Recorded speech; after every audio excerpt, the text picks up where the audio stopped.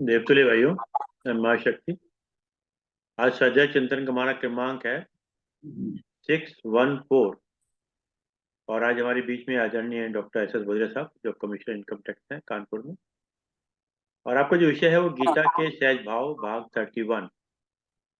इससे पूर्व भी भाग 31 ले चुके हैं। और आज मैं मेरे ख्याल से गीता का 11वां अध्याय साथ शुरू करने वाले हैं आदरणीय भोजरा साहब।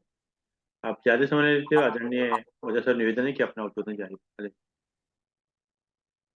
तो परम आदरणीय कालिदास साहब, शर्मा साहब, श्री चंद्रपाल सिंह जी, अखिलेश जी, कृष्ण कला शर्मा मैडम, सुषमा शर्मा जी, सबको सादर प्रणाम और नववर्ष की हार्दिक शुभकामनाएं देते हुए आज गायत्री मंत्र से आज की चर्चा का आरंभ होगा। ओम भूर्भुवः स्वः तत्सवितुः वरेण्यं भर्गो देवस्य धीमहि धियो यो नः प्रचोदयात्। पिछली चर्चा में हम लोग इस बात पर विचार कर रहे थे कि जो विभूतियां हैं, जो सुप्रीम मैनिफेस्टेशन हैं परमात्मा के, क्या परमात्मा वहीं तक सीमित है या परमात्मा संपूर्ण ब्रह्मांड के, संपूर्ण सृष्टि के हर एक कण में, हर जगह सर्वत्र व्याप्त है? और अगर सर्वत्र व्याप्त है तो फिर श्री कृष्ण ने अर्जुन के सम्मुख केवल उन्हीं विभूतियों का ही वर्णन क्यों किया? तो वस्तुतः अर्जुन को मद्देनजर रखते हुए, अर्जुन को दृष्टिगत करते हुए, जैसे एक सामान्य व्यक्ति को जब हम बच्चे को दृष्टिगत करते हैं तो उस बच्चे को पहले हम वो चीजें ज्यादा ढंग से बताने की कोशिश करते हैं जो चीजें वो जानता है, मतलब उसी की भाषा में उसे बताने की कोशिश करना। अब यूरोप से आया हुआ बच्चा होगा तो हम उसको इंग्लिश में समझाएंगे क्योंकि उसकी मातृभाषा वही है, वही भाषा वो समझता है।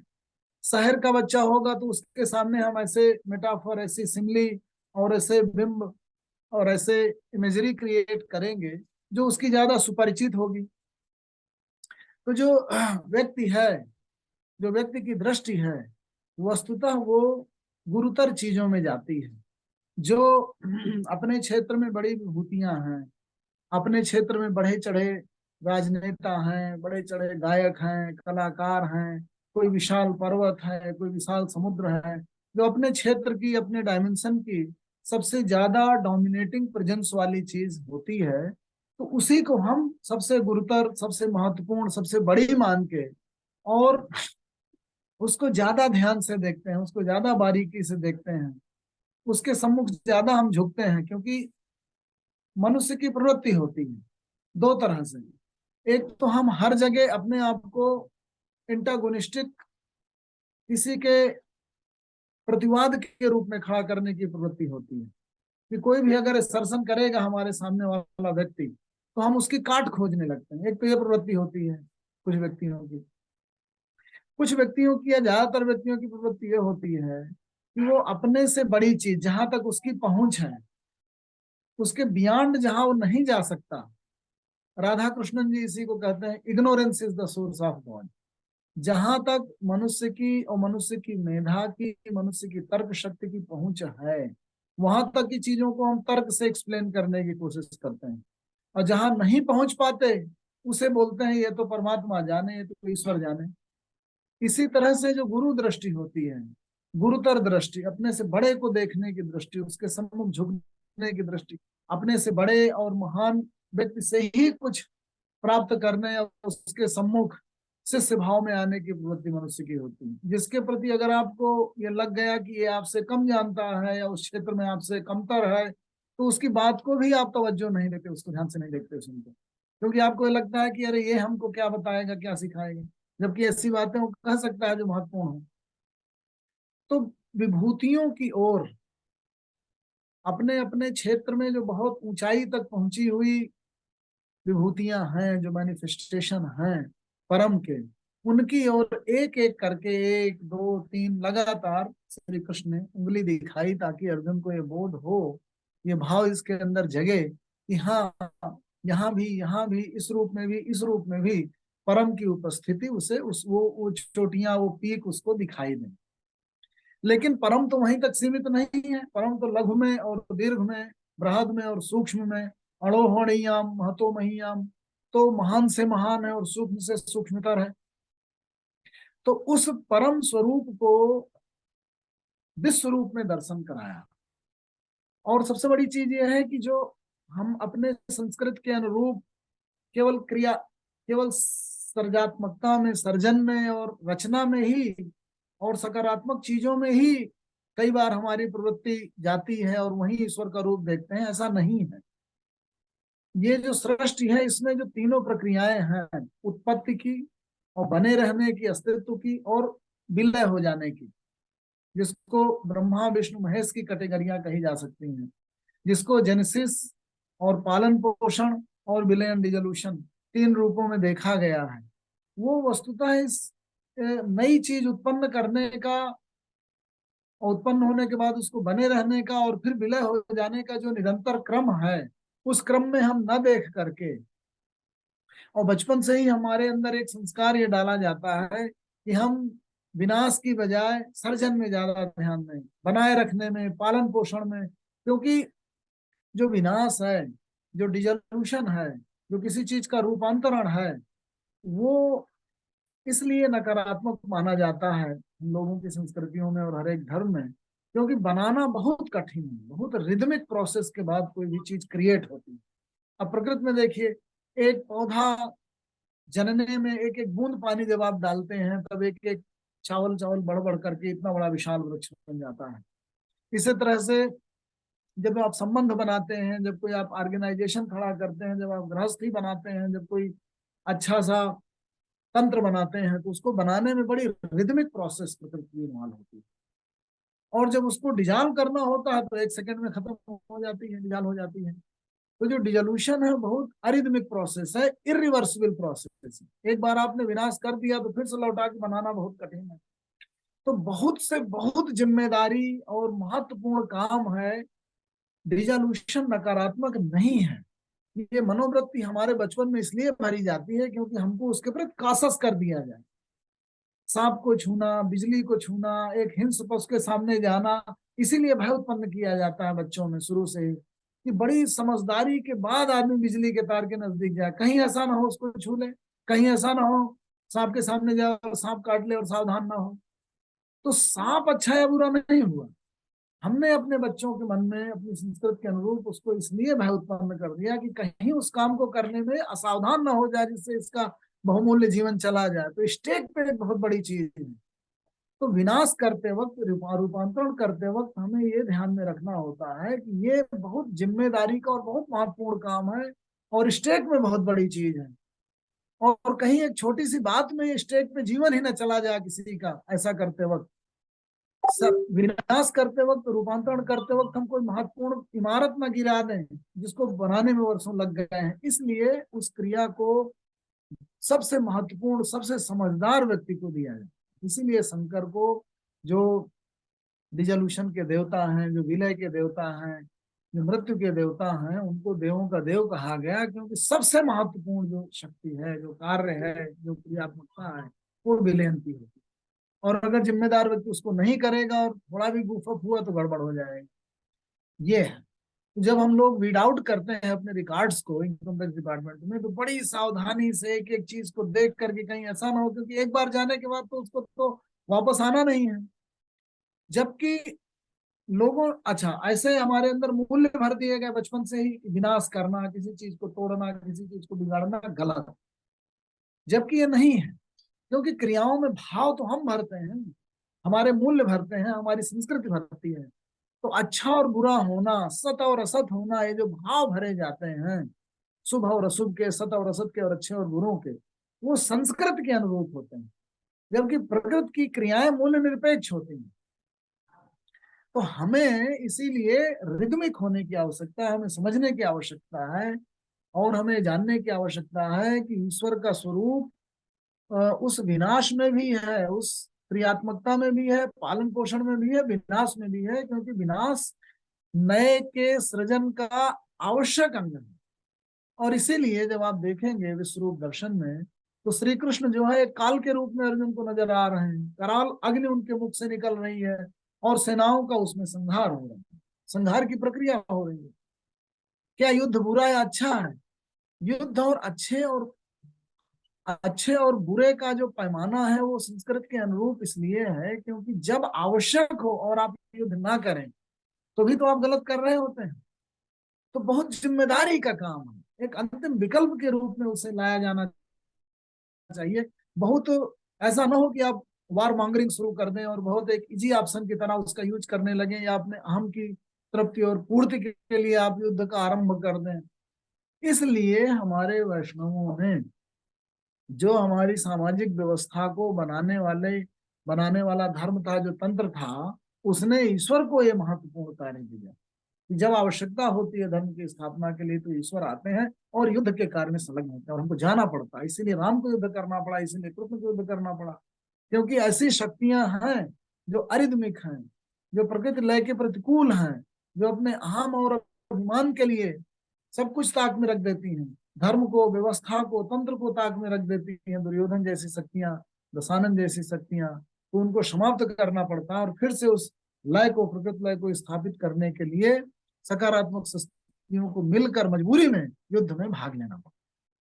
तो ये हमें जानना आवश्यक है विश्वरूप दर्शन के लिए। दो चीजें, पहली चीज कि ईश्वर की उपस्थिति सर्वत्र है। विभिन्न विभूतियों में जो उनके दर्शन हुए वो अपने क्षेत्र में, अपने डायमेंशन में, अपने स्वरूप में और अपने मैनिफेस्टेशन में वो एक ऐसा द्रष्टव्य रूप है जो इजिली दिखाई देता है, क्योंकि वो अपने क्षेत्र में महान है, सबसे बढ़ा चढ़ा।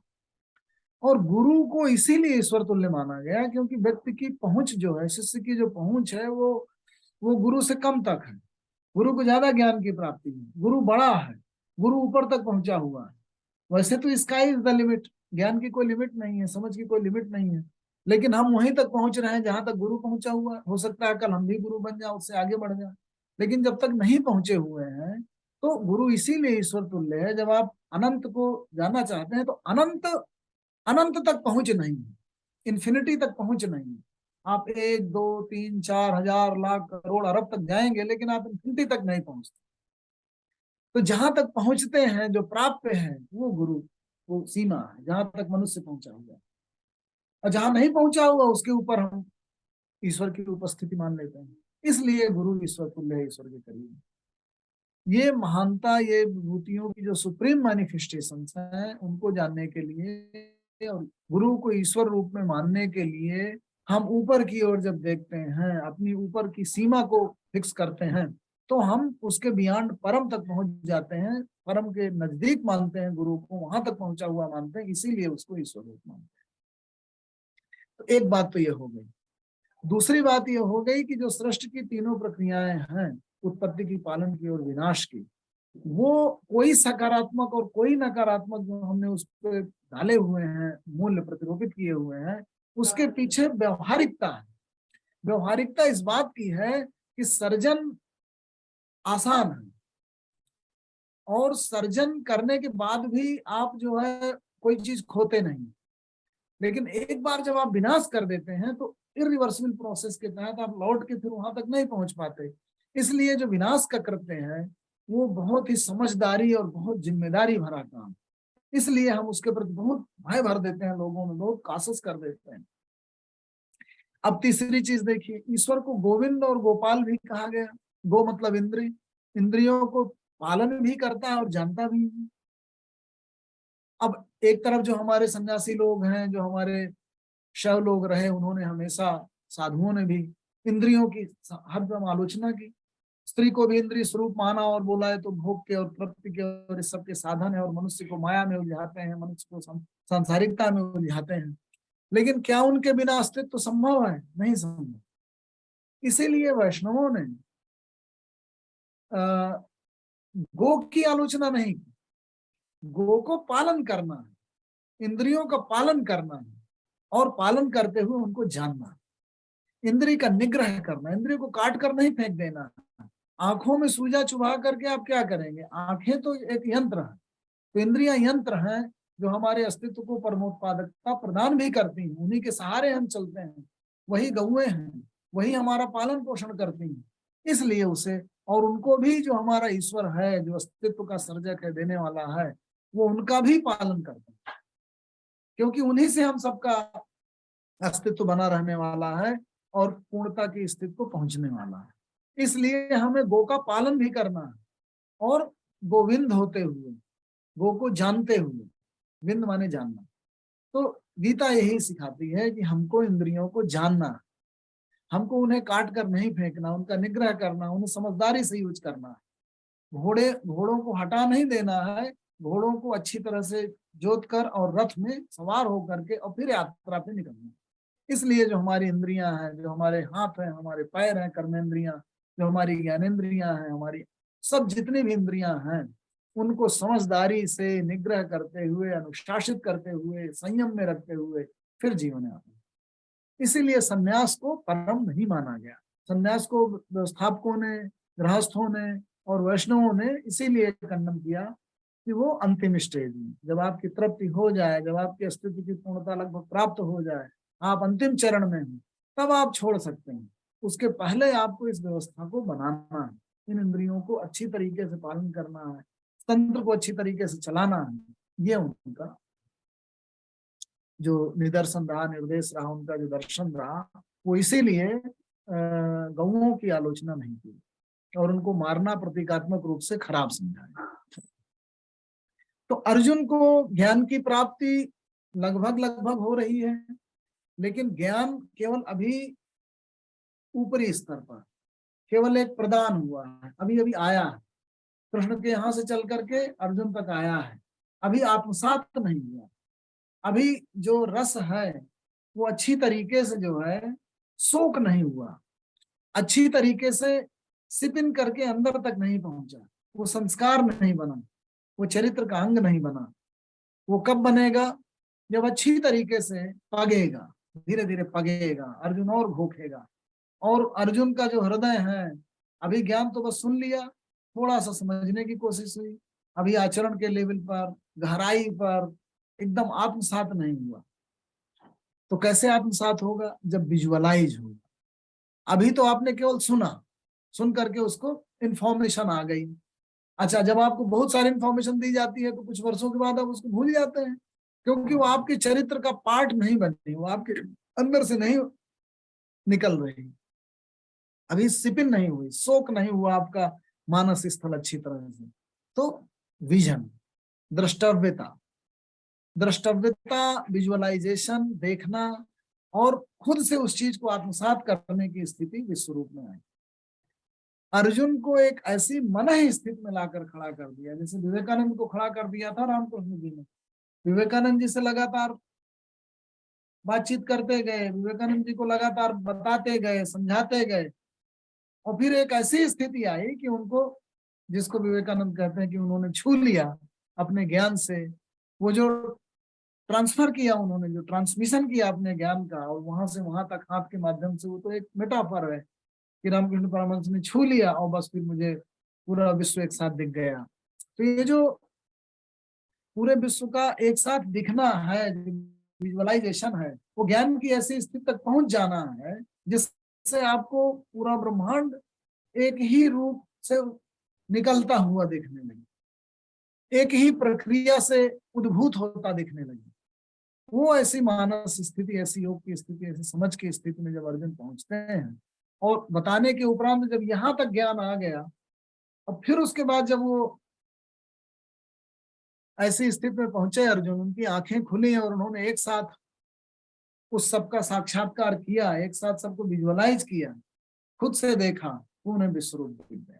तो एक यौगिक स्थिति भी है, जब आप पूरे मानस को एकीकृत कर और समझ के स्तर पर जो आपको ज्ञान प्राप्त हो गया, उसको एकीकृत कर, चीजों को आत्मसात कर, और फिर विजुअलाइज कर लेते हैं और देख पाने लगते हैं कि अच्छा, सब चीज तो एक ही जगह से निसृत हो रही है, एक ही जगह से निकल रही है, तो वहीं से आपको विश्वरूप का दर्शन है।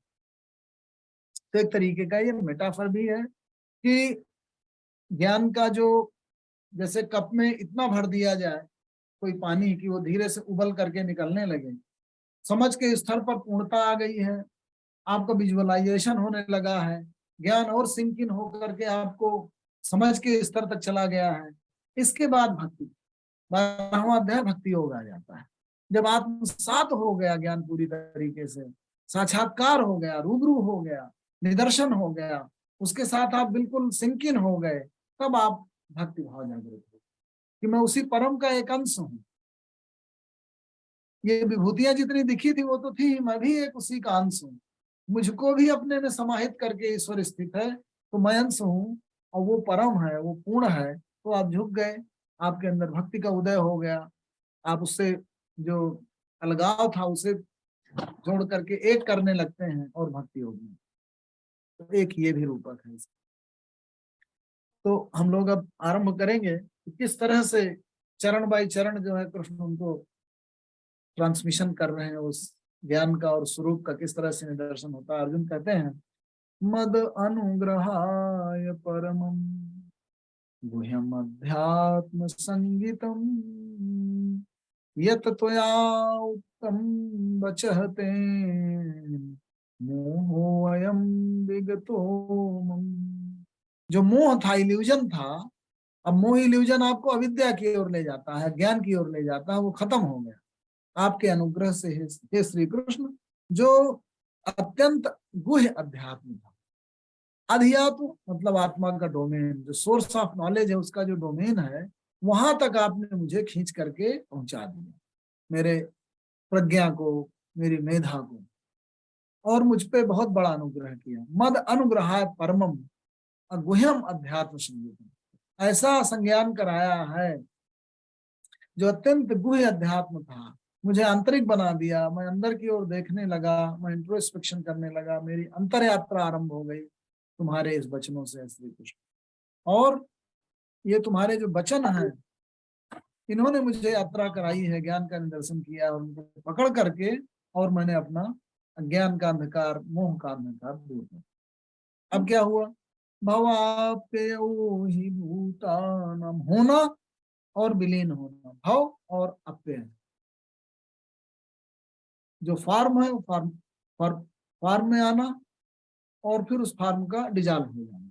भव अप्यय, ये जितनी भी अस्तित्वमयी चीजें हैं, भूतों का जो भी होना और विलीन होना है, ये मैंने विस्तार से तुमसे सुना ऐसे कृष्ण। अत्वतः कमल पत्राक्ष महात्मा विचार्यन, ऐ कमल रूपी नेत्रों वाले श्री कृष्ण, मैंने तुम्हारे महात्मा से, तुम्हारे महात्म्य से ये सब जान लिया। एवं एतद यथार्थ तुम आत्मानं परमेश्वर, तुमने मुझे ऐ परम ईश्वर जिस भी रूप में ये चीजें बताई हैं, द्रष्टुम इच्छामि ते रूपम ऐश्वरम पुरुषोत्तमम, ऐ पुरुषों में उत्तम, मैनिफेस्टेड जितनी भी विभूतियां, उनमें अपने को भी तुमने बताया कि उस ईश्वर के पार्ट हो, मुझे भी उस ईश्वर का पार्ट बताया। तुम भी अलग हो, मैं भी अलग हूँ।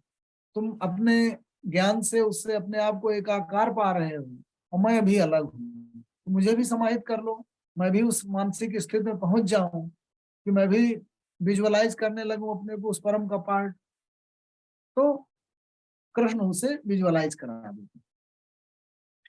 अर्जुन कहता है, मन से यदि तत्सख्यम मया दृष्टुमिति प्रभु, अरे प्रभु अगर तुम्हें लगता है कि मैं भी अपनी दृष्टि से उसे विजुअलाइज कर सकता हूँ, तो योगेश्वर तत्व में तुम दर्शय आत्मानम अव्ययम, मुझे उस चीज का दर्शन करा दो, विजुअलाइज करा दो। तो कृष्ण ज्यादा देर नहीं लगाते, सीधे डायरेक्ट, पश्चिमे पार्थ रूपाणि सतसो अथ सहस्त्रशः नाना विधानि दिव्यानि नाना वर्णाकृतीनि च, नाना तरह के विविध तरीके के वर्ण, रंग और तमाम तरह की आकृतियों में तुम मुझे देखो। मैं सैकड़ों स्वरूपों में तुम्हें दिखाई दूंगा, जिस तरह से तुम सैकड़ों और सहस्त्रों स्वरूपों में जैसा भी देखना चाहोगे। पश्य आदित्यान वसून रुद्रान अश्विनो मरुतः तथा, वैदिक देवताओं से आरंभ करते हैं। अब देवताओं की उत्पत्ति का भी एक पूरा इतिहास है, अगर देखा जाए वेदों को और फिर महाभारत काल को और उसके उपरांत गुप्त काल और सबको अच्छे से विजुअलाइज किया जाए, तो हमें समझ में आता है कि पहले सिंधुकालीन सभ्यता में पशुपति देव का, तो जब मनुष्य की मेधा का, उसके ज्ञान का, चेतना का विस्तार हो रहा था, इवोल्यूशन हो रहा था, तो उस समय ऐसे ईश्वर की कल्पना की गई जो पशुपतिनाथ, समस्त पशुओं, समस्त सृष्टि का जो देवता है वो पशुपतिनाथ के रूप में। फिर पुरंदर के रूप में हम वेदों में उसको बुलाते हैं, उसका आवाहन करते हैं इंद्र के रूप में, कि वो हमारे शत्रुओं के किलों का विध्वंसक हो। विष्णु के रूप में, पालन करने वाले देवता के रूप में लेटर वैदिक काल में उनको देखते हैं। अग्नि के रूप में देखते हैं, पूषा के रूप में देखते हैं। तो इस तरीके की जितने भी विश्वदेव के रूप में देखते हैं, आदित्य के रूप में देखते हैं, सूर्य के रूप में, तो पश्य आदित्यान वसून रुद्रान, वसुओं के रूप में देखते हैं, अश्विनी कुमारों के रूप में देखते हैं। तो ये विविध जो प्राकृतिक शक्तियां हैं उनके, उनमें हम उस ईश्वर का अंश देखते हैं। तो कृष्ण कहते हैं कि वहां से तुम देखो मुझे इन समस्त रूपों में, सब तुम्हें दिखाई देगा, जो भी तुमने प्राचीन काल से टाइमलाइन जो भी पढ़ा है, जाना है, सुना है वेदों में कि ये सब देवता है, वो सब दिखेंगे तुम्हें पास्ट के भी, और वर्तमान में भी जितना स्पेस है जो भी दिख रहा है तुमको वो सब दिखेगा मुझ में। पश्य आदित्यान वसून रुद्र अश्विन कुमार मरुत, अब बहून अदृष्ट अपूर्वाणी, जिसको तुमने पहले, माने टाइम लाइन में मेरे पहले जिनको नहीं भी देखा उन्हें भी तुम देखो।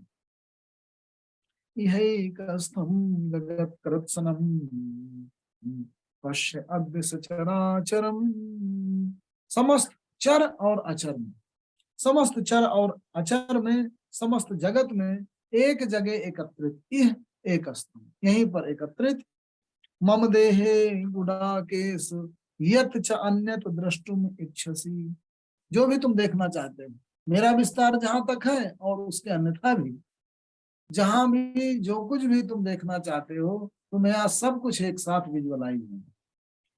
और न तुमाम शक्य से द्रष्टुम अनेन एव सचक्षुषा, ये जो तुम्हारी सामान्य भौतिक आंखें हैं इनसे नहीं तुमको देखना, दिव्यम ददामि ते चक्षु पश्चिमे योगम ऐश्वरम, तो योग के ऐश्वर्य को देखने के लिए ज्ञान के चक्षु चाहिए, इसीलिए उन्होंने कहा कि मैं तुम्हें दिव्य चक्षु देता हूँ। और दिव्यता ज्ञानात्मकता है, प्रकाशपूर्णता है, उनसे ही दिखाई देगी। तो जो प्रकृति का, परम का जो आत्मसात करण है वो ज्ञान के चक्षुओं से ही। एवं उक्त्वा ततो राजन् महायोगेश्वरो हरिः दर्शयामास पार्थाय परमं रूपम ऐश्वरम, ऐश्वर्य का परम रूप उन्होंने दिखा दिया, जिसमें क्या था, अनेक वक्त्र नयनम, बहुत सारे मुख, बहुत सारे नेत्र, अनेक अद्भुत दर्शनम, अनेक दिव्य आभरणम, दिव्य अनेक उद्यत आयुधम, तरह तरह के वस्त्र पहने हुए, नाना प्रकार के नेत्र, नाना तरह के मुख, और ऐसे आयुध लिए हुए अपने हाथों में जो बिल्कुल उद्यत हो युद्ध करने के लिए। दिव्य माल्याम्बरधरम, बहुत सारी मालाएं, बहुत सारे वस्त्र, दिव्य गंध अनुलेपनम, सर्व आश्चर्यमयम देवम अनंतम विश्वतो मुखम, समस्त विश्व उनके मुख स्वरूप है और उसका कोई अंत नहीं है, जहां तक देखिए वहीं तक विस्तारित है। दिव्य सूर्य सहस्त्रस्य भवेत युगपद उत्थिता, ऐसा लग रहा था जैसे सहस्त्रों सूर्य, थाउजेंड्स ऑफ सन्स एक साथ जो है वो उदित हो गए हों, ऐसा प्रकाश स्वरूप दिखाई। और ये जो प्रकाश स्वरूपता है ईश्वर की, ये फिर से उसी ज्ञान का प्रतीक है, समझ का प्रतीक है। यदि भाषदृशी सा स्यात् भाषण तस्य महात्मना, उस महात्मा का स्वरूप जो है ऐसा लग रहा था जैसे सैकड़ों सूर्य एक साथ उदित हो गए हों। तत्र एकस्थं जगत कृत्स्नं प्रविभक्तम् अनेकधा अपश्यत देवदेवस्य शरीरे पांडव तदा, अर्जुन ने वहां पर तरह तरह के, तत्र एकस्थं, वहां पर एक साथ एकत्रित हुए समस्त जगत को, जगत कृत्स्नं जो अनेक अनेक भागों में विभक्त है, तरह तरह से तमाम योनियों में, मनुष्यों में, वृक्षों में, जंतुओं में, जितने भी स्वरूप हो सकते हैं उनमें विभाजित और एक जगह एकत्रित ऐसा स्वरूप दिखा। अपश्यत देव देवस्य शरीरे पांडव तदा, उन देवों के देव के शरीर में अर्जुन ने एक साथ सब कुछ देखा, आत्मसात किया। ततः सविस्मयाविष्टो हृष्ट रोमा धनंजय, इतना विस्मय से आविष्ट हो गए अर्जुन कि उनके रोंगटे खड़े हो गए। अप्रणम्य शीर्षात एवं कृतांजलि अभाषत, उन्होंने सिर से झुक करके प्रणाम किया और अपनी अंजलि को बद्ध करते हुए करबद्ध निवेदन कर दिया। क्या निवेदन? पश्यामि देवान् तव देव देहे सर्वान् तथा भूत विशेष संघान, ऐ देवों के देव तुम्हारे शरीर में मैं सब कुछ देख रहा हूं, सब कुछ, और साथ में पूर्णता के साथ और अपने विभाजन के साथ, पूर्ण रूप में भी और विभाजित रूप में, अलग अलग सब कुछ एक साथ देख रहा हूं। क्या? मैं ब्रह्मा को भी देख रहा हूँ, मैं विष्णु को भी देख रहा हूँ, मैं महेश को भी देख रहा हूँ, तीनों क्रियाओं को, ब्रह्मांडम ईशम और कमल में बैठे हुए कमलासनस्थम, और सारे ऋषियों को देख रहा हूँ, समस्त सर्पों को देख रहा हूँ, समस्त उर्गांश, समस्त ऋषियों को, समस्त सर्पों को, सभी को मैं देख रहा हूँ एक साथ।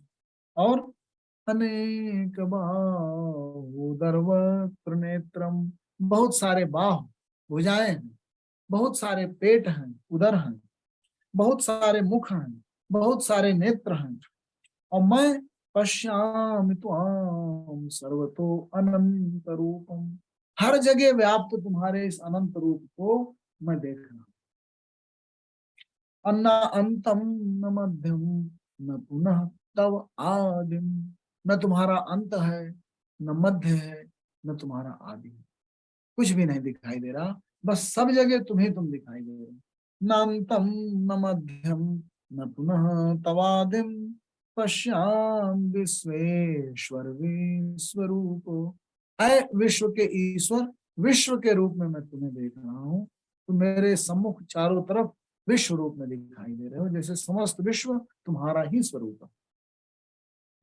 किरीटिनम नदिनम चक्रणम च तेजो राशिम सर्वतो दीप्तिमन्तम अपश्यामि त्वां दुर्निरीक्षं समन्तात् दीप्तानलार्कद्युतिम् अप्रमेयम्, जैसे तमाम सूर्यों की जो द्युति है, प्रकाश है, वो व्याप्त हो गया हूं, उस तरह का प्रकाश मुझे दिख रहा। और सभी ने मुकुट पहन रखे हैं, हाथों में गदाएं ले रखी हैं, चक्र ले रखे हैं, जैसे समस्त प्रकाश का पुंज, तेज की रास चारों तरफ दीप्तिमान होकर के यहाँ से दिख रही हो, और तुम्हें मैं मुश्किल से देख पा रहा हूँ। इतना ज्यादा प्रकाश हो गया है कि मैं तुम्हें मुश्किल से देख पा रहा हूँ। पश्यामि त्वाम दुर्निरीक्षण समन्तात, और चारों तरफ तुम दिखाई दे रहे हो, चारों तरफ केवल तुम ही हो। और दीप्तानल आर्क, जैसे दीप्त अनल हो, जलती हुई ज्वाला स्वरूप आग हो, दीप्त अनल, और आर्क मतलब सूर्य स्वरूप, जैसे आग की ज्वाला, जैसे सूर्य की रोशनी, आर्क की द्वितीय, और अप्रमेय, मेरी प्रमा, मेरी मेधा और मेरी समझ के बाहर, इतना प्रकाश। तो जैसे परम जो है वो प्रकाश ही विविध विविध रूपों में इस सृष्टि में है। आप देखिए, जो कुछ भी है सूर्य की किरणों से ही, जो कुछ भी है वो सूर्य से ही निकलता है, उसी से उद्भव होता है। सूर्य से ही पृथ्वी का उद्भव हुआ, सूर्य से ही दिन रात है, सूर्य से ही ऋतुएं हैं, सूर्य से ही भोजन की चेन है, उसी से वृक्ष भोजन बनाते हैं, उन वृक्षों को दूसरे पशु कंज्यूम करते हैं, फिर उनको दूसरे तो पूरी भोजन की श्रृंखला में, जल की श्रृंखला में जो पानी निकलता है हिम से धीरे धीरे बहता है, और फिर धीरे धीरे गया समुद्र में, फिर वाष्पित होकर तो आया, और फिर जो है वर्षा, और फिर हिम बना। तो जो जल चक्र है, जो जीवन चक्र है, जो ऊर्जा चक्र है, जो द्रव्य की उत्पत्ति है, जो प्रकाश से द्रव्य का रूपांतरण, सब कुछ सूर्य स्वरूप है, सब कुछ वहीं से निकला हुआ। तो जैसे वहीं से निकलता हुआ सब कुछ दिखाई दे रहा। बड़ा प्रतीकात्मक भी है, जो भी इमेजरी यूज की गई है वो बहुत वैज्ञानिक है, पूर्णतः सत्य है, और उसको अगर आप और डीपली जितना जाते जाएंगे उतना आपको समझ में आएगा कि इसमें असत्य कुछ भी नहीं है, अतिशयोक्ति कुछ भी नहीं, कुछ भी अतिशयोक्ति नहीं, और मेटाफर भी है। और वाकई में अगर देखा जाए जो जो विज्ञान गहरा जा रहा है तो उसे पता चला अभी तो 20वीं सदी में आइंस्टाइन ने बताया कि द्रव्य और ऊर्जा तो एक दूसरे से रूपांतरणीय है। हमारे यहाँ तो हमारे शास्त्रों ने अभी तो एक बड़ी अंजलि जयनाथ करके एक साउथ की लेडी है, उन्होंने पूरा अभी जो इस बार का नोबेल पुरस्कार क्वांटम फिजिक्स में दिया गया, तो क्वांटम फिजिक्स ने एक चीज स्थापित की इस बार इन तीनों वैज्ञानिकों ने जिसको फिजिक्स का नोबेल दिया गया, कि ये जो ब्रह्मांड है ये आभासी है। क्यों आभासी है भाई? आभासी इसलिए है, जैसे पहले हमारे तो वेदांतों पहले से कहते हैं कि स्वप्न स्वरूप है, ये तो रियलिटी नहीं है, जो कुछ भी है माया है, इल्यूजन है, मानसिक है सब कुछ। और हमारा जैसे स्वप्न हम रात भर देखते हैं जगने पे कुछ नहीं रह जाता, वैसे ही सृष्टि है। तो इससे लेकर के प्रेरणा और हमारी क्वांटम फिजिक्स निकली, जिसमें कहा गया द्रव्य कुछ नहीं है, वो तरंग स्वरूप है। तरंग तो एक ऊर्जा का स्वरूप होता है, वो ट्रेवल करती है सब जगह। तो इलेक्ट्रॉन की भी कहीं एक फिक्स पोजीशन नहीं है, जो जितने सूक्ष्म करते, जब आप सूक्ष्म लेवल पे जाते हैं तो आप पाते हैं कि सब चीजें जो है वो ऊर्जा स्वरूप है, और वो द्रव्यमय कुछ भी नहीं है। ये केवल ब्रॉडर लेवल पे जब बड़ा एकत्रीकरण हो जाता है तभी ये सब स्वरूप दिखाई देता है। तो वस्तुतः सब कुछ आभासी है, प्रूव करने के लिए इन वैज्ञानिकों ने प्रयोग किए और दो चीजें बताई। ये बताया कि भाई ब्रह्मांड में कहीं भी दो चीजों में जो एक दूसरे से क्वांटम हिसाब से जो अटैच्ड पार्टिकल, क्वांटम इंटेंगिल्ड पार्टिकल कहा जाता है, एक दूसरे से अगर क्वांटम इंटेंगिल्ड पार्टिकल दो जगह रखे हैं और इतना दूर रखें जैसे सूर्य से धरती तक प्रकाश आने में 8 मिनट लग जाता है, और तमाम तो ऐसे सूर्य हैं जहां से प्रकाश चला अब तक नहीं पहुंचा, जब से बना हो गया ब्रह्मांड, इतना बड़ा ब्रह्मांड है, 8 मिनट में इतनी दूरी ट्रेवल कर लेता है। तो तमाम ऐसे पिंड हैं जहां से चला है और अभी तक धरती नहीं पहुंचा। सोचिए कितना बड़ा ब्रह्मांड होगा। तो दो जगहों पे रखे हुए क्वांटम इंटेंगिल्ड पार्टिकल्स का जो स्पिन है, जो व्यवहार है, वो एक जैसा होता है। क्यों? उनके बीच में तो सिग्नल भी नहीं, लाइट से ही सिग्नल ट्रेवल करेगा, उससे ज्यादा किसी की स्पीड नहीं हो सकती। तो फिर क्वांटम पार्टिकल्स एक दूसरे से कैसे कम्युनिकेट कर लेते हैं? एक चीज। दूसरी चीज ये है कि जब आपको कोई चीज फोर्स, जैसे किसी चीज को हम रियल कब मानेंगे? स्वप्न में और रियलिटी में क्या अंतर है? जो आभासी है और रियलिटी है उसमें यही अंतर है कि जो चीज आभासी है, इमेजिनरी है, तो उसमें किसी को कोई चीज छुएगी। जब आप इंसेप्शन मूवी देखते हैं तो उसमें भी यही आता है कि वो जो लास्ट में जो करेक्टर है वो देखता है कि वो खिड़की घुमा रहा है और उसको छू रहा है, छू नहीं पा रहा है, तो उसको पता लगा तो आभासी थी, और फिर छू लेने लगा तो फिर रियल।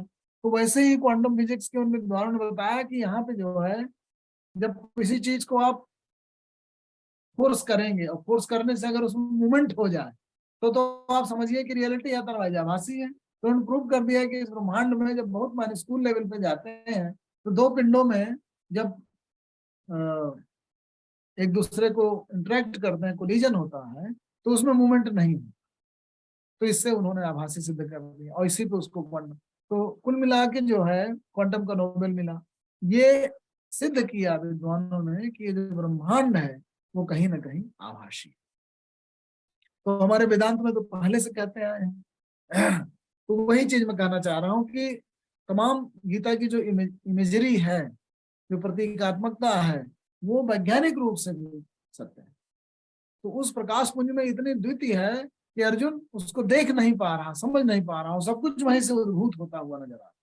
तो कहता पश्यामि देवान तव देव देहे सर्वान तथा भूत विशेष संघान। एक तो ये कहा, और फिर कहा कि तुम अक्षरम परमम वेदितव्यम, तुम अक्षर हो, तुम समाप्त नहीं हो सकते, क्षण नहीं हो सकता तुम्हारा, और परम वेदितव्य, तुम ही हो जानने के लिए परम। तुम विश्व से परम निधान, विश्व के परम निधान हो, आश्रय हो। तुम अव्यय शाश्वत धर्म गोप्ता, इस धर्म की शाश्वत रूप से, सनातन रूप से रक्षा करने वाले, गोप्ता हो, गोपाल हो। सनातन तुम पुरुषो, और तुम सनातन हो मेरे मत से, मुझे ऐसा लग रहा है हमेशा से ही। तो प्रकाश हमेशा से उपस्थित है, वही तरह तरह के रूपों में रूपांतरित हो जा रहा है। ऐसी उसकी अद्वैतता, ऐसी उसकी सनातनता, ऐसी उसकी सर्वत्र और सब काल में उपस्थिति होने की बात अर्जुन को भाषित है। सनातन होना हर काल में, हर काल में, हर जगह भी और हर काल में भी लगातार। तो अगर हम अपने आप को आइडेंटिफाई कर लें उस प्रकाश से, तो हम बस जान लेंगे कि हम उसी के स्वरूप हैं। कुछ समय के लिए स्वरूप बना है, फिर रूपांतरण होकर दूसरे में चला जाएगा। इसमें कुछ बनता बिगड़ता नहीं है, केवल रूपांतरण होगा। अनादि मध्यांतम अनंत वीर्यम, न तुम्हारा आदि है, न तुम्हारा मध्य है, न तुम्हारा अंत है। अनादि मध्यांतम अनंत वीर्यम, तुम्हारी जो वीरता है वो अनंत है। अनंत बाहुम शशि सूर्य नेत्रम, ऐसा लगता है सर्वत्र तुम्हारी बाहें विस्तारित हैं, फैली हुई हैं। और ये जो सूर्य और चंद्र हैं, ये तुम्हारे नेत्र स्वरूप हैं। अपश्यामि त्वाम दीप्त हुताश वक्त्रम, मैं ऐसा देखता हूँ कि जैसे तुम्हारे मुख से लगातार अग्नि निःसृत हो रही हो। स्वतेजसा विश्वमिदं तपन्तम, और तुम अपने तेज से इस पूरे विश्व को तपायमान कर रहे हो, हीटेड कर रहे हैं। द्यावा पृथिव्यो इदम अंतरम ही, देवलोक, हमारे यहाँ 3 तरह के लोक माने गए। जो प्रकाश लोक है, जहाँ से पूरी, जहाँ पे सारे तारे और ये सब स्थापित हैं, देवलोक। और पृथ्वी लोक, और इसके बीच का। तो द्यावा और पृथ्वी, पृथ्वी और उसके अंतर में, बीच में जो भी कुछ है। द्यावा पृथिव्यो इदम अंतरम अव्याप्तम त्वया एकेन दिशः च सर्वा, समस्त दिशाओं में तुम ही अकेले हो जो व्याप्त हो। दृष्टवाद्भुतम रूपम उग्रम तवेदम, तुम्हारे इस परम उग्र रूप को देखकर, अब उन्हें उग्रता क्यों दिखने लगी भाई अर्जुन को? इसलिए क्योंकि वहां तक पहुंचे ही नहीं थे, पहली बार देखा था। तो उन्हें उग्रता लग रही है कि जो आग निकाल रहे हैं, जिससे क्षरण कर रहे हैं, जिससे विनाश कर रहे हैं सृष्टि का, वो उग्र रूप उसको दिखाई दे रहा है। दृष्टवाद्भुतम रूपम उग्रम तवेदम लोकत्रयम प्रव्यथितम महात्मन, तीनों लोक जो है व्यथित हो रहे हैं अय महात्मा तुम्हारे स्वरूप से। अमी त्वाम सुरसंघा विसन्ति केचिद् भीता प्राञ्जलयो गृह्णन्ति स्वस्ति उक्त्वा महर्षि सिद्ध संघा स्तुवन्ति त्वाम स्तुतिभिः पुष्कलानि। हो क्या रहा, मैं क्या देख रहा हूँ? एक ऐसा नजारा, एक ऐसा आश्चर्य देख रहा हूँ कि जैसे तमाम देवताओं के संघ, झुंड के झुंड। अमी ही तो हम, यहाँ पर मैं देखता हूँ क्या, सुर संघा विषम, झुंड के झुंड देवता आकर के तुम्हारे मुख में प्रवेश कर रहे हैं। और क्या कर रहे हैं? केचिद भी प्रांजलियों, अंजलि बांध करके तमाम लोग डर के और तुम्हारे गुणों का गान कर रहे हैं। स्वस्ति इति उक्त्वा, स्वस्ति वाचन कर रहे हैं। स्वस्ति, अच्छा हो, अच्छा हो। स्वस्ति वाचन कर रहे हैं कि सब लोग स्व में स्थापित हो जाएं। स्वस्ति वाचन कर रहे हैं महर्षि सिद्ध संज्ञा, महर्षियों के और सिद्धों के झुंड। और स्तुवन्ति त्वाम स्तुतिभिः पुष्कलानि, तरह तरह की सुंदर सुंदर स्तुतियों से तुम्हारा गान कर रहे हैं। तो सृष्टि में यही तो चल रहा है। हम सारे लोग जो है वो परम की स्तुतियां कर रहे हैं, परम का गान कर रहे हैं, उसका गुणानुवाद कर रहे हैं, ताकि हमारा कल्याण हो और हम निर्मल हो सके। तो जितने भी देवताओं के संग है, झुंड के झुंड है, जो महर्षियों के संग है, वो तुम्हारा गुणानुवाद कर रहे हैं, तुम में प्रविष्ट हो रहे हैं, तुमसे निःसृत हो रहे हैं। यही प्रक्रिया मुझे दिखाई दे रही है। और क्या दिखाई दे रहा है? रुद्रादित्या वसवो ये च साध्या विश्वे अश्विनो मरुतः च उष्मपाश्चो गंधर्व यक्षा सुर सिद्ध संघा वीक्षन्ते त्वां विस्मिताः चैव सर्वे। मुझे रुद्र देव दिखाई दे रहे हैं, विनाश के देवता। मुझे आदित्य के प्रकाश के देवता दिखाई दे रहे हैं। मुझे वर्ष अग्निदेव दिखाई दे रहे हैं। मुझे सारे सिद्ध गण दिखाई दे रहे हैं। मुझे विश्वदेव दिखाई दे रहे हैं। मुझे अश्विन कुमार दिखाई दे रहे हैं। मुझे मरुदगण दिखाई दे रहे हैं। मुझे उष्मपाश दिखाई दे रहे हैं। उष्मपा मुझे गंधर्व दिख रहे हैं, मुझे यक्ष दिख रहे हैं, मुझे सुर दिख रहे हैं, मुझे सिद्ध दिख रहे हैं, जितनी भी योनियां हैं, गंधर्व, नाग, मुनि, सिद्ध, सारे सब तरह के, अवीक्षन्ते त्वां विस्मिताः चैव सर्वे, ये सब के सब तुम्हें बहुत ही आश्चर्यमयी होकर के देख रहे हैं। अर्थात जितनी भी योनियां हैं, जितने भी परम सिद्धियों को प्राप्त योनियां और पुरुष और लोग हैं, सबके सब तुम्हारे भाव से आश्चर्यचकित हो रहे हैं। अर्थात जो तुम्हारा परम का भाव है, जिससे समस्त की उत्पत्ति, पोषण और विनाश होता है, उसको द्रष्टव्य कर, विजुअलाइज कर, सारे लोग, जितने भी योनियों के लोग हैं, सब आश्चर्यमयी हो जा रहे हैं, क्योंकि जो परम का की अनुभूति है वो आश्चर्य उत्पन्न करने वाली होती है, विस्मय उत्पन्न करने वाली होती है। रूपम महत्ते बहुवक्त्र नेत्रम महाबाहो बहुबाहुरुपादम बहुदरम बहुदष्ट्राकरालम दृष्ट्वा लोका प्रव्यथिता तथा हम, तुम्हारे नाना प्रकार के रूप, महत रूप, रूपम महत्ते, क्या है?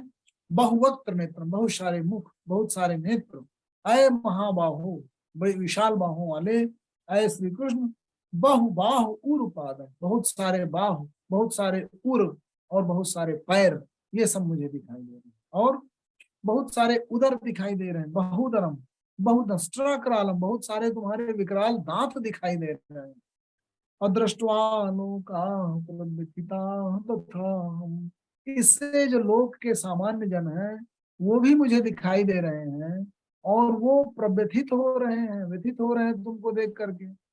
अर्थात सृष्टि की जब पूर्णता दिख जाती है, जिन जिन साधारण या विशेष मनुष्यों को जो विजुअलाइज कर लेता है, वो व्यथित हो जाता है, क्योंकि हम बहुत पार्ट विजन रख के चलते हैं, और जब हमारी मेमोरी इनहेंस कर दी जाए, उसको साधना आसान नहीं है।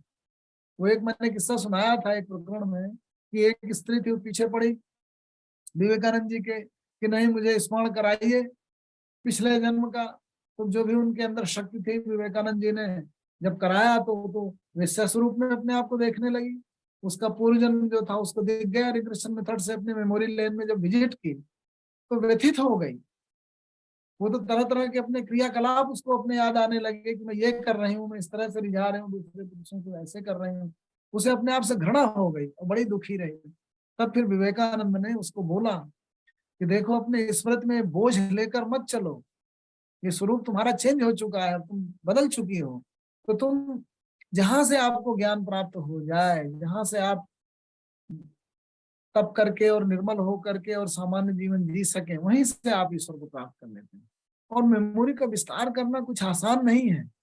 आपको अगर इतनी चीजें जान ले अपने अपने बारे में, और जहां से आप कनेक्टेड हैं और जिस तरह से आप बने हैं, अगर आप पूरे शरीर की भी एनाटॉमी जब डॉक्टर जान लेता है, तो वो भी बहुत बार न जाने कितना उसे वितृष्णा हो जाती है इस शरीर से, इतनी प्रक्रियाएं हैं, इतने तरह की हैं। तो कई बार हम बहुत पार्ट स्मरण लेकर के, बहुत पार्ट विजन लेकर के जी रहे होते हैं, और उससे हमारा ही कल्याण होता है। ये रचना और ये शरीर और इतनी मेमोरी और ये जो दी गई है, ये बहुत कुछ को दे करके, बहुत संतुलन के लिए बनाई गई है। संतुलन को ध्यान में रख करके इसकी सीमा निर्धारित की गई है। तो मेमोरी का भी ज्यादा बढ़ना और विजन में आना ठीक नहीं होता, उससे आप भयग्रस्त हो जाते हैं। तभी कहते हैं जब आरंभ में इनकम टैक्स के अधिकारी आते हैं, बड़े बोल्ड होते हैं, बड़े अच्छे अच्छे निर्णय ले लेते हैं तमाम सारे अधिकारी, और जो जो ज्ञान होता जाता है वो स्किन सेविंग टेंडेंसी से ग्रसित हो जाते हैं। उनको लगता है कि ये निर्णय लूंगा मैं फंस जाऊंगा, मैं उलझ जाऊंगा, तो फिर चक्री बनाना शुरू कर देता है, निर्णय ही नहीं लेता। तो वही है, जब आप ज्यादा जान जाते हैं तो आपकी एनर्जी चली जाती है, आपका समय चला जाता है, आपकी डिसीजन मेकिंग पावर चली जाती है, आप भय में आते हैं। तो इसीलिए कई बार कम जानना ठीक है। कम जानने वाले लोग ज्यादा दुस्साहसी होते हैं, खूब साहसी भी होते हैं, स्टेप ले लेते हैं बोल्ड, और लड़ जाते हैं। और जिसने जीवन में खूब लड़ाइयां लड़ी है, वो जानता है मृत्यु और विनाश को और युद्ध को और उसकी विनाशात्मकता को, वो बहुत मुश्किल से निर्णय लेता है, और फिर वो कदम ही नहीं बढ़ाता। कई बार न्यायपूर्ण भी जरूरत पड़ती है तो कन्नी काट के धीरे से निकल जाता है। तो इसलिए ज्यादा जानना भी खतरनाक है और भय देने वाला है, भय की उत्पत्ति करने वाला। अनभा स्पृशम दीपम अनेक वर्णम व्याप्ताननं दीप्तविशालनेत्रम् अदृष्ट्वा हि त्वां प्रव्यथितान्तरात्मा धृतिं न विन्दामि समं च विष्णु। अर्जुन ने अपने अंदर की बात कह दी, क्या कि तुम तो नभ तक व्याप्त दिख रहे हो, स्काई को टच कर रहे हैं, नभ स्पृशम, और दीप्तम अनेक वर्णम, तरह तरह के प्रकाशों से दीप्तिमान हो रहे हो, और तुम्हारा मुख सर्वत्र व्याप्त है, व्याप्ताननम, और दीप्त विशाल नेत्रम, बड़े बड़े आंखें हैं जिनसे ज्योतियां निकल रही है समय चारों तरफ। और क्या हो रहा है इससे? दृष्टवा ही त्वाम प्रव्यथितांतरा, मैं आत्मिक रूप से व्यथित हो रहा, और बहुत ज्यादा व्यथित, पूरा व्यथित हो रहा, व्यथित बन नहीं हो रहा, बहुत व्यथित हो रहा हूँ। दृष्टवा ही तुम प्रव्यथितांतरात्मा, इससे क्या हो रहा है? धरतिम न विन्दामि शमम च विष्णु, मेरी जो धरती है वो तो खत्म हो ही गई है, मेरे अंतःकरण की शांति भी खत्म हो गई है, और मैं बहुत ज्यादा विद्वेलित हो गया। दंष्ट्रा करालानि च ते मुखानि, तुम्हारे मुख से तरह तरह के कराल जो दांत हैं वो दिख रहे हैं, उनसे ज्वाला निकल रही है। दस्ट्रा करालानि चते मुखानि दृष्टवा इव काल अनल सन्नि, काल अनल, काल की अग्नि जैसे मिश्रित हो रही है तुम्हारे दांतों, ऐसे भाषित हो रही है। जैसे दस्ट्रा करालानि चते मुख, और दृष्टवैव काला नल सन्निभान, और दिशो न जाने नल है सर, मुझे दिशाओं का ज्ञान ही नहीं हो पा रहा, चारों तरफ तुम्ही तुम व्याप्त हो, और जिससे मैं शांति नहीं प्राप्त कर पा रहा हूँ। और प्रसिद्ध देवेश, ऐ देवों के देव, देवों के ईश, मुझ पर प्रसन्न हो। जगत निवास, सारा जगत तुम्ही में निवास कर रहा है, मैं भी निवास कर रहा हूँ, मुझे शांति दो, मुझ पर प्रसन्न हो। थोड़ा सा शांति मिली, फिर वही स्थिति क्या हुआ? अमी चत्वाम धृतराष्ट्रस्य पुत्रा, अब दूसरा एक दृश्य दिखने लगा भाई, दूसरा विजन आ गया। क्या दिखा? कि सारे धृतराष्ट्र के पुत्र अपनी सेनाओं के सेना आकर के तुम्हारे मुख में प्रवेश कर रहे हैं, विनाश होता जा रहा। और प्रतिद्वंद्वी सेना पर विनाश हो तो अलग बात है, मेरी भी सेना और उसके भी महारथियों का यही हाल होता चला जा रहा है। प्रभु अमी चत्वाम धृतराष्ट्रस्य पुत्राः सर्वे सह एव अवनिपाल संघई, अवनिपाल राजाओं के संघ के संघ, झुंड के साथ धृतराष्ट्र के समस्त पुत्र तुम्हारे मुख में प्रवेश कर रहे, उनको मैं सामने देख रहा हूँ। और मैं क्या देख रहा हूँ? भीष्मो द्रोण सूत पुत्र, मैं भीष्म को देख रहा हूँ तुम्हारे मुंह में प्रविष्ट होते हुए, मैं द्रोण को देख रहा हूँ, मैं सूत पुत्र कर्ण को देख रहा हूँ तुम्हारे मुंह में प्रविष्ट होते हुए। और इतने भर नहीं है, सह अस्मदीय, हमारी सेनाओं के भी जितने बड़े बड़े योद्धा हैं, सह अस्मदीय अप योद्ध मुख्य, हमारी सेनाओं के जितने मुखिया हैं वो भी सब तुम्हारे। तो ऐसा नहीं है कि केवल दुष्ट लोगों को ही मृत्यु होती हो, उनका रूपांतरण होता हो, अच्छे लोगों का भी जो सो काल है, तो मरना और जीना प्रकृति का नियम है, प्रकृति की प्रक्रियाएं हैं, तो होंगी ही होंगी। कोई अच्छा जीवन जिए तो भी, और बुरा जीवन जिए तो भी। तो आश्चर्य।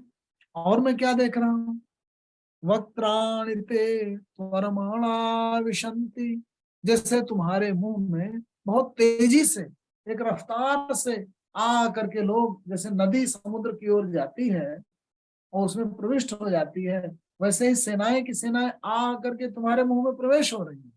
वक्त्राणि ते त्वरमाणा विशन्ति, और दस्ट्रा करालानि भयानकानि, भयानक अग्नि तुम्हारे दांतों से निकल रही है, और जब सेनाएं आकर के उसमें प्रवेश होंगी तो जल जाएंगी और उसमें समाप्त हो जाएंगे। और क्या हो रहा है?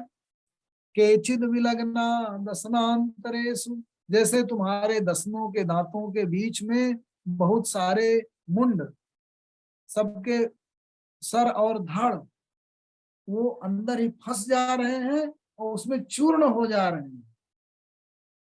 केचिद विलग्ना दसनांतरेषु संदृश्यन्ते चूर्णितैः उत्तम अंगैः, उनके जो उत्तम उत्तम अंग हैं वो तुम अपने दांतों से काट काट करके उनका चूर्ण बना देते रहेंगे। इस तरीके की स्थिति में दिखेगी। अर्थात मृत्यु को तो सभी प्राप्त होंगे ही, और इस तरह से मृत्यु को प्राप्त हो रहे हैं, इस तरह से रूपांतरण हो रहा है, बड़ा विभत्स दृश्य दिख रहा है।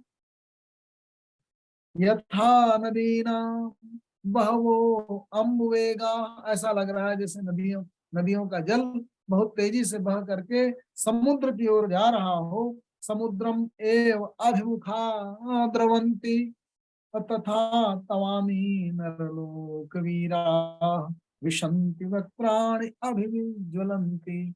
उसी तरीके से समस्त योद्धाओं की कतारें तुम्हारे मुख की ओर दौड़ती हुई सी, प्रविष्ट होती हुई सी उसमें जा रही हैं और जल जाके स्वाहा हो जा रही। ये नजारा मुझे दिखाई दे रहा। और मैं क्या देख रहा हूँ, यथा प्रदीप्तम ज्वलनम पतंगा, जैसे आग से जलने के लिए, दिए से जलने के लिए पतंगे के पतंगे आकर के उसमें आ जा रहे हैं, स्वाहा हो जा रहे हैं, आ जा रहे हैं, स्वाहा हो जा रहे हैं। वही प्रक्रिया मुझे दिख रही है। यथा प्रदीप्तम ज्वलनम पतंगा विशंति नाशाय समृद्ध वेगा तथैव नाशाय विशंति लोका, लोक के लोग आकर के अपने खुद के विनाश के लिए तुम्हारे मुंह में प्रविष्ट हो रहे हैं। तथैव नाशाय विशंति लोका तवापि वक्त्राणि समृद्ध वेगा, बहुत तेजी से आ करके तुम्हारे मुंह में स्वाहा होने के लिए, भस्मसात होने के लिए आ जा रहे हैं, प्रवेश कर रहे हैं। तो ले ली, और तुम क्या कर रहे हो, ले ली से ग्रसमान, तुम अपने जीव निकाल निकाल करके चारों तरफ से जीवें बढ़ा बढ़ा के उनको और ग्रसित कर रहे हो अपने। ले ली से ग्रसमान शमंतात लोकान समग्रान वदनई जुलद भी, अपने ज्वाला निकालते हुए मुख से और उन जीवों से तुम उनको लाला करके अपने में और प्रवेश करा रहे हो। और तेजो भी आपूर्यम जगत समग्रम, समस्त जगत तुम्हारे तेज से परिपूर्ण हो रहा है। भाषा तव उग्रा प्रतिपंति विष्णु, अय विष्णु तुम तो पालन करने वाले थे, लेकिन तुम आज उग्र होकर के ऐसे भाषित हो रहे हो कि समस्त सृष्टि को निगल जाना चाहते हो। ये क्या हो रहा है। तो लास्ट में कह के मैं अभी आज का चर्चा का समाप्त करेंगे कि आख्या ही में को भगवान उग्र रूपो, अय उग्र रूप वाले तुम कौन हो। आख्या ही में को, मुझे बताओ आख्या ही में को भगवान उग्र रूपो, नमो अस्तुते देववर प्रसीद, अय देवों के देव मुझ पे कृपा करो। विज्ञातुम इच्छामि भवन्तम आद्यम, आज मैं तुमको जानना चाहता हूँ कि तुम हो कौन, जो इस रूप में आज मुझे दिखाई दिए हो। नहीं प्रजानामि तव प्रवृत्तिम, मैं तुम्हारी प्रवृत्ति क्या है, तुम क्या करना चाह क्या रहे हो, तुम आखिर तुम्हारी इच्छा क्या है, जरा बताओ मुझे। ये स्वरूप तुम मुझे क्यों दिखाए हो, ये मैं जानना चाहता हूँ। वस्तुतः तमाम सारी संस्कृतियों में ईश्वर के भीषण रूप को पूजा जाता है, ऐसे स्वरूप को पूजा जाता था जिसमें वो एक विनाशक दृश्य, जैसे जीव्स में ईश्वर का विकराल स्वरूप को, दंड देने वाले स्वरूप को, ऐसे स्वरूप को जो, क्योंकि उसी को कहा जाता है कि वो विलय के देवता है, भस्मसात करने वाले देवता है, दंड देने वाले देवता है, सृष्टि का विनाश करने वाले देवता है, ऐसा माना जाता है। लेकिन जो सृष्टि की प्रक्रिया है उसको अगर हम अच्छे और बुरे के मानदंडों से न देखकर वास्तविक प्राकृतिक प्रक्रिया में देखें तो हम पाएंगे कि ये प्रकृति अन्योन्याश्रित है, एक दूसरे पर आश्रित है। एक का विलयन एक नए स्वरूप के लिए आगे ले जाता है हमको। फसलें आती हैं, कटती हैं, फिर दूसरी फसल आती है, फिर जगह होती है, इसी तरह से। लेकिन क्योंकि हम आसक्त हो जाते हैं, हम जुड़ जाते हैं, मृत्यु की प्रक्रिया, क्योंकि एक बार जाने के बाद आदमी लौट कर नहीं आता, हमेशा के लिए चला जाता है। तो छुड़ता हुआ व्यक्ति पैदा होने के बाद तो हमेशा मिलने की गुंजाइश है, मिलेगा, शांति मिलेगी, आनंद आएगा, तृप्ति होगी। लेकिन एक बार जाने के बाद उसकी टीस, उसकी याद, उसकी मेमोरी रह जाएगी और मेमोरी में ही केवल होके रह जाएगा। इसलिए हमें बड़ा दुख होता है उसके जाने से, जबकि वो प्रक्रिया सृष्टि की प्रक्रिया का एक अभिन्न अंग है। जब कुछ जाता है, जब कुछ जगह रिक्त होती है, तब नया उत्पन्न होता है। तो अपने इस विनाशक स्वरूप में, क्योंकि हम लोगों के संस्कार ऐसे हैं कि हम विनाश को नहीं देखना चाहते, उसको जज्ब नहीं करना चाहते, इसलिए उसके साथ एक टैग लगा देते हैं, उसके साथ एक नकारात्मकता लगा देते हैं, जबकि उसी प्रक्रिया का अभिन्न अंग है। और कृष्ण ने उसको विजुअलाइज कराया कि क्योंकि चीजें जो घटित हो रही हैं वो एक्चुअली बहुत समय अंतराल में घटित हो रही है। एक आदमी 100 साल के अंतराल में वो मरता है, तो धीरे धीरे उसका जाना हमें दिखाई नहीं देता। लेकिन अगर उसी को बहुत फास्ट कर दिया जाए उस पूरी प्रोसेस को, अगर कोई व्यक्ति जो है वो केवल 10 दिन की उम्र का हो, तो उसका आना और रहना और जाना, तो फिर हम सब लोग बहुत दुख से भर जाएंगे। क्योंकि हमारी मेमोरी इस तरीके की बनाई गई है। अभी सृष्टि में तमाम पतंगे हैं, तमाम कीड़े मकोड़े हैं जिनकी आयु 3 दिन 4 दिन की होती है। तो उनकी मेमोरी इस तरीके की बनाई गई है अल्प की, वो उस प्रक्रिया में ही उनको बड़ा ज्यादा समय दिखाई देता, अंतराल दिखाई देता। बड़ी रिदमिक है पूरी प्रोसेस। तो जब आपकी मेमोरी ज्यादा हो जाती है, आप चीजों को आत्मसात करने लगते हैं, आपका विजन बढ़ जाता है, तो फिर आपको विनाश की जो प्रक्रियाएं हैं, डिजोल्यूशन की जो प्रक्रियाएं हैं, वो दुख देने लगती हैं, दुखदायी हो जाती है। इसीलिए प्रोसेस स्लो है। मनुष्य की मेमोरी और मनुष्य की लाइफ दोनों में इस तरीके से बना दिया गया कि धीरे धीरे धीरे चेंज होता जाएगा और फिर चला जाएगा, तो इसलिए वो खलेगा नहीं, हमारे हृदय में गड़ेगा। तो कुल मिलाकर के ईश्वर ने अपने पूर्णता को, अपनी संपूर्णता को विश्व रूप में दिखाने की कोशिश की, और अर्जुन ने उसको धीरे धीरे ज्ञान, एक इंफॉर्मेशन के लेवल से और सीप इन करके और सिंक इन करके और आत्मसात करके उस प्रक्रिया से जुड़ा, और गहराई से उसके ज्ञान का, उसकी प्रज्ञा का, उसकी समझ का एक अभिन्न अंग बना ये पूरी सृष्टि की प्रक्रिया। और कुछ शायद और अंतिम समझ के क्लोज पहुंच गया, इसीलिए वो भक्त के रूप में बाद में रूपांतरित हो सका। ऐसा इस विश्व रूप दर्शन का प्रयोजन प्रतीत होता है, जो कि हम लोग अगले अध्याय में चर्चा करेंगे। धन्यवाद आदरणीय डॉक्टर सबरे साहब। आज आपने गीता के सहज भाव का पार्ट 31 लिया। अब मैं सभी लोगों को अनम्यूट करता हूँ, फिर बाद में आदरणीय प्रोफेसर डॉक्टर आर के काला साहब सब बोलेंगे, और इसी बीच अगर किसी कोई प्रश्न बनता है तो पूछ सकते हैं ना। ये मैंने सभी लोगों को अनम्यूट कर दिया सर। जी सर, अनम्यूट। प्रणाम डॉक्टर साहब। जी प्रणाम देवर्षि जी। 2-3 चीजें इसमें नोट कर ली हम लोगों ने। एक तो ये आपने बताया भाई ज्ञान के चक्षु, दिव्य चक्षु के बिना ये पूर्ण स्वरूप नहीं दिखता। और दूसरा आपने कहा ये क्योंकि अगर आप ये सुनो, बड़े बड़े मुकुट पहने हुए हैं, हाथों में अस्त्र हैं, ये एक बड़ा एक व्यंग सब नजर आता है। अगर इसमें देखा जाए, वेदांतों से अब शरीर को आप चूर्ण बना रहे हैं, लोगों के जिस्म को जीभ निकाल रहे हैं और उसमें ज्वाला निकल रही है। और आपने साथ ये भी कहा कि प्रभु अपना पूर्णता दिखाना चाह रहे हैं। क्या मतलब कि ये कुछ पूर्णता का क्या यही एक तरीका दिखाने का कि मैं विनाश करता हूँ, सब कुछ करता हूँ। और आपको आपने सूरज का भी बोला, भी हजारों सूरज भी चमक रहे, वो भी दिखाया।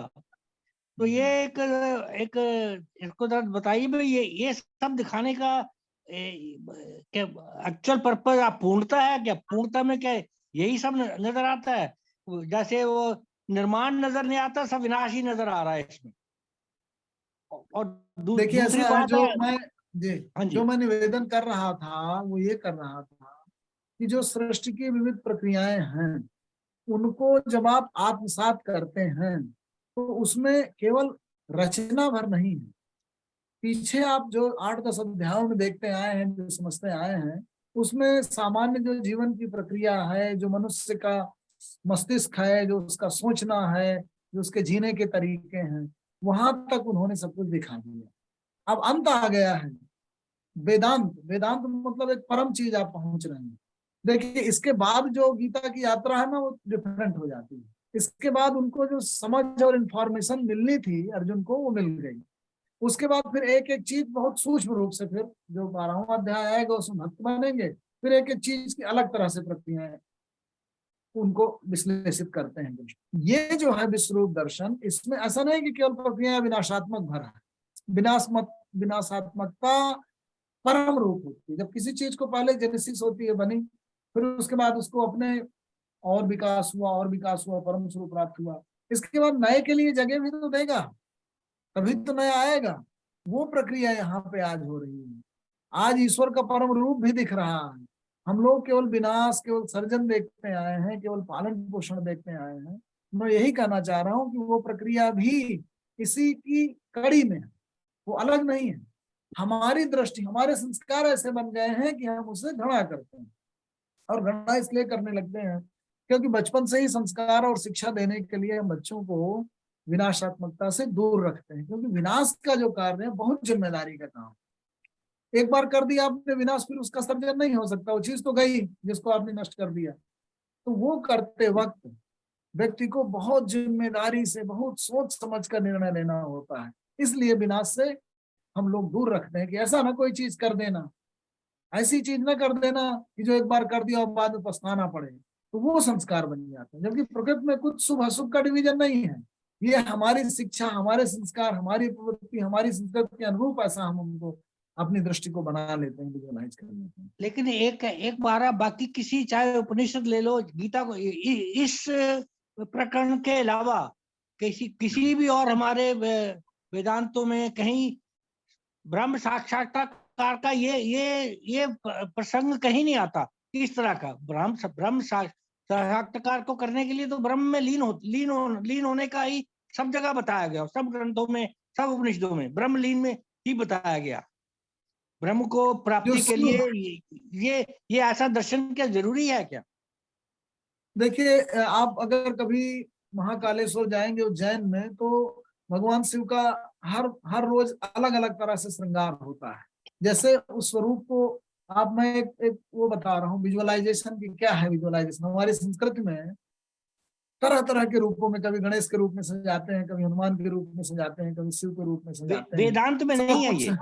नहीं, मैं बस एक प्रतीक के रूप में बता रहा हूँ आपको कि तरह तरह से सजाते हैं और बाद में फिर एक भस्मीभूत कर देते हैं सब चीज को। कि देखिए, एक रूप आया, ईश्वर क्या है, आपके संस्कार क्या है, आपका चरित्र क्या है, सब कुछ निर्गुण है। आप घटनाओं में रंग भरते हैं। सृष्टि में घटनाओं में कुछ शुभ अशुभ नहीं है, आपने रंग भरे, आपने ऐसी दृष्टि भरी, आपने ऐसे मूल्य क्रिएट किया, ऐसा विजन क्रिएट किया, तो वो क्रिएशन। और उस क्रिएशन के बाद, सब कुछ करने के बाद प्रकृति में ही तो विलीनता भी तो आएगी, उसको जाना भी तो होगा। तो फिर अंत में जब वो करते हैं, भस्म शमशान से लाई हुई डाली जाती है, तो उस समय महिलाओं को कहा जाता है कि आप मत देखिए। उसका भी एक कारण है, महिलाएं तो सर्जन की देवी हैं, सृष्टि की देवी हैं, तो सृजन करती हैं, प्रकृति का स्वरूप है, उन्हीं से सब कुछ उत्पत्ति होती है। तो अगर वो देखेंगी, एक तो उनको माना जाता है कोमल मना है, और दूसरा माना जाता है कि जो सर्जन करने वाली है वो विनाश ना देखे थोड़े समय के लिए। कुछ महिलाओं को अनुमति होगी, बट नॉर्मली जो खासकर गर्भ धारण करने वाली स्त्रियां हैं या जो युवती हैं, उन सबको कहा जाता है आप देखिएगा, मतलब आप आंख बंद कर लीजिएगा, और फिर पूरा भस्मीभूत डाल दिया जाता है। तो वो एक प्रतीक है कि पूरी सृष्टि की जो प्रक्रिया है, उसमें रूपांतरण भी, जाना भी, मरना भी, शमशान भी उसका एक अंग है, इससे आप नहीं बच सकते हैं।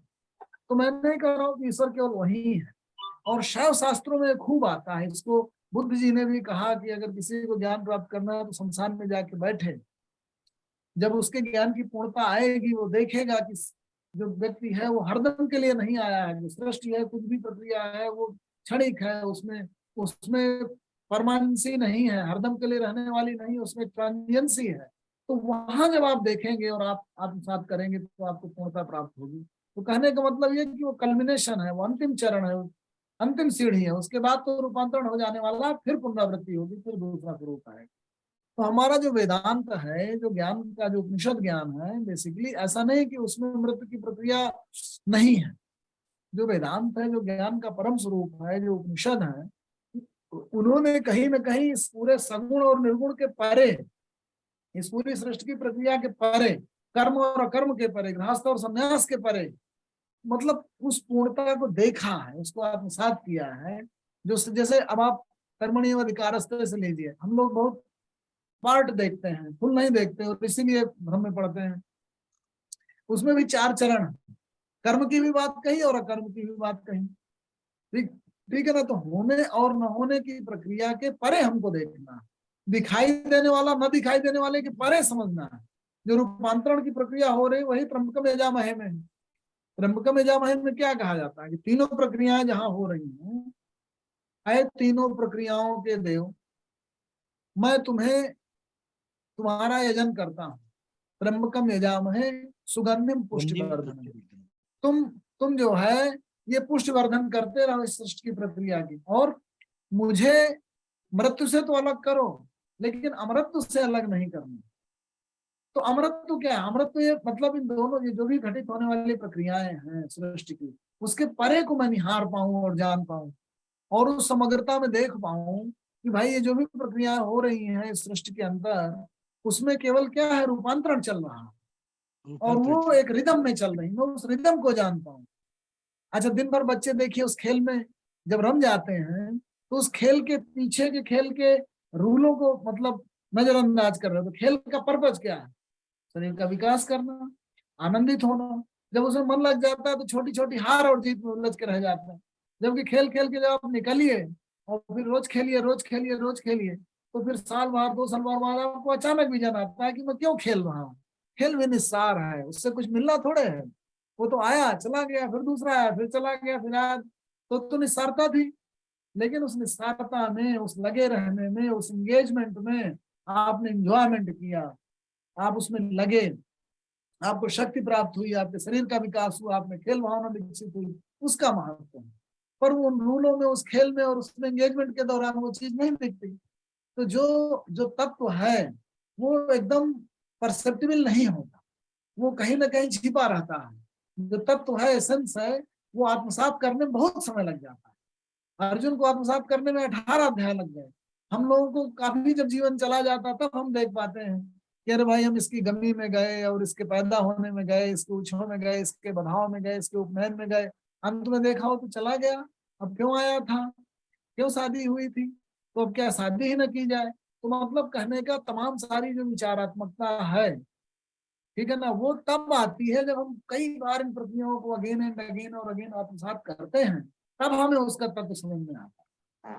तो हमारे महाकाल को रोज रोज सजाते हैं, स्वरूप बनाते हैं, फिर उसमें राख डाल देते हैं, फिर बनाते हैं, फिर सजाते हैं, फिर राख डाल देते हैं। तो उस पूरी सृष्टि की प्रक्रिया को स्वरूप से दिखाने की बात की जा रही है, ताकि हम उस तत्व को समझ पाए और उसकी निस्सारता को और उसकी सारता को दोनों को समझ पाए, और फिर बिना उससे आसक्त हुए एक सम्यक जीवन जी सके, ऐसा बोध आ जाए। ये पर यही इसका बिल्कुल ठीक, बहुत बहुत धन्यवाद।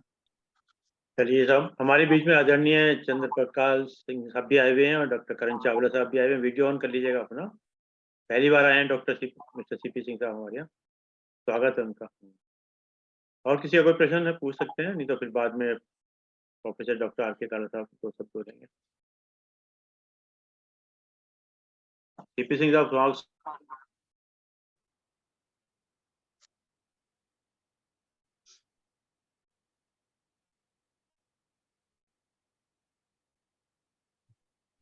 क्या आवाज क्यों बंद हुई है?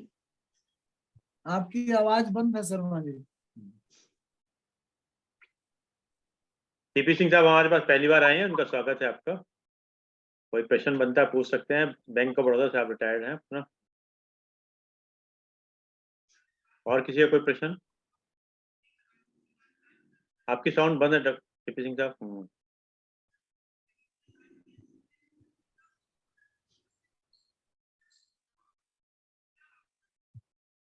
हो गई सर। जी साहब, जी साहब, स्वागत है आपका। सभी को मेरा नमस्कार, करबद्ध नमस्कार। प्रणाम प्रणाम। कई बार वीडियो में मैंने आप जैसे बड़े बड़े मतलब विद्वान लोग हैं, आपकी वाणी सुनने का मुझे सौभाग्य मिला यूट्यूब पे। शर्मा जी का तहे दिल से धन्यवाद कि आज उन्होंने मौका दिया है। आप रोज आया करें सर, रोज क्लास होती है जी, बहुत अच्छा लगता है। चलिए, आदरणीय प्रोफेसर डॉक्टर आर के काला साहब। डॉक्टर साहब, हमारे जो वेद हैं, वेदों में केवल एक ही चैतन्य सत्ता है, एक ही सत्ता है, निराकार ब्रह्म। और निराकार ब्रह्म यही संसार बनाता है, ये संसार बनता है, ये खुद ही संसार पालता है, स्वयं ही पलता है, ये नाश करता है, स्वयं ही नाश होता है। तो एक सत्ता जो केवल एक ही है। हालांकि सांख्य उपनिषद मान के, सांख्य दर्शन मान कर चलता है कि प्रकृति, पुरुष और जीव तीन अनादि से नहीं, योग दर्शन मान के चलता है, क्योंकि सांख्य ने तो ईश्वर को नकारा ही है। वो कहता है केवल पुरुष कई सारे हैं जो प्रकृति से मिल करके संसार की रचना कर देते हैं। लेकिन तीन सत्ताएं बेशक माने गई हैं, और प्रकृति पर ज्यों-ज्यों ईश्वर का प्रकाश पड़ता है, ज्यों-ज्यों इसका पेनिट्रेशन करता है पुरुष तो उसमें चीजें गर्भ में से निकल करके आती हैं। तो निराकार की कोई प्रतिमा न तस्य प्रतिमा अस्ति, ये हमारा श्वेताश्वतर उपनिषद कह रहा है, उसकी प्रतिमा भी कोई नहीं है। तो इस तरह से जो ये एक्सेलरेशन किया गया, इस तरह चीजें दिखाई गई हैं, क्या इसका मतलब यह हुआ ये श्री कृष्ण अर्जुन को निराकार सत्ता को छोड़कर केवल साकार ब्रह्म की ओर प्रेरणा देना चाहते थे? क्योंकि इसके दोनों रूप, लेकिन जो साकार रूप माना गया वो सारी प्रकृति इटसेल्फ जो है, उसमें हर प्राणी जो भी सब निराकार की है। बाकी लोग म्यूट कर लीजिए, आवाज थोड़ी डिस्टर्ब आ रही है। तो कुल मिलाकर के चूंकि सत्ता है, चेतन निराकार है, सर्वत्र है, सर्वव्यापक है, वही करता है, वही भरता है, वही हरता है, वही नियामक है, वही न्यायकारी है। तो इस तरह से जो इतने सारे दर्शन कराए हैं अर्जुन को, उसका विश्वास करना था कि तू चिंता मत तेरे साथ मैं खड़ा हूं, जो स्वयं भगवान हूं। बाकी तो डॉक्टर साहब जो आपका ज्ञान है वो तो सागर की तरह है, जिसको गागर में भरना बड़ा मुश्किल लगता है। आपने इतना सारा अध्ययन किया हुआ, इतना डीप नॉलेज आपकी गीता के बारे में है, इसके सहज भाव को आप बताते बताते आज 11वें अध्याय तक पहुंचे हैं और 18वें तक पहुंचते पहुंचते बेशक एपिसोड 50 बन जाएंगे। तो आपके ज्ञान की तो कोई सीमा ही नहीं है। तो इतना सारा डॉक्टर साहब ज्ञान हमको शेयर करते हैं, सबके लिए आपको बहुत बहुत साधुवाद, आभार, आपका धन्यवाद। धन्यवाद आदरणीय प्रोफेसर डॉक्टर के काला साहब, धन्यवाद आदरणीय डॉक्टर एस बोले साहब, आपने समय निकाल के समय दिया। और जैसे कि विचार के साथ और 3 बार ओम के साथ अपनी बात समाप्त करते हैं। आज का विचार वेदमूर्ति पंडित श्री राम शर्माचार्य जी का है। ज्ञान योगी की तरह सोचें, ज्ञान योगी की तरह सोचें, कर्म योगी की तरह पुरुषार्थ करें, कर्म योगी की तरह पुरुषार्थ करें और भक्ति योगी की तरह सहजता उभारें, और भक्ति योगी की तरह सहजता उभारें। आइए ओम का उच्चारण करते हैं।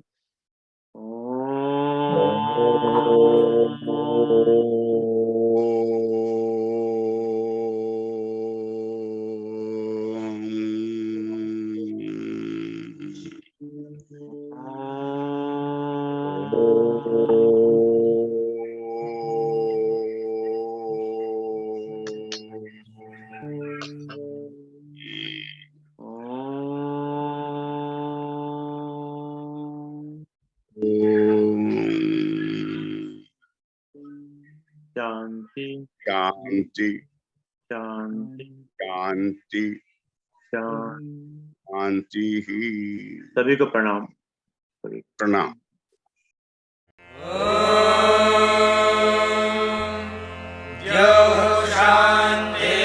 शान्तिरन्तरिक्षं शान्तिः पृथिवी शान्तिरापः शान्तिरोषधयः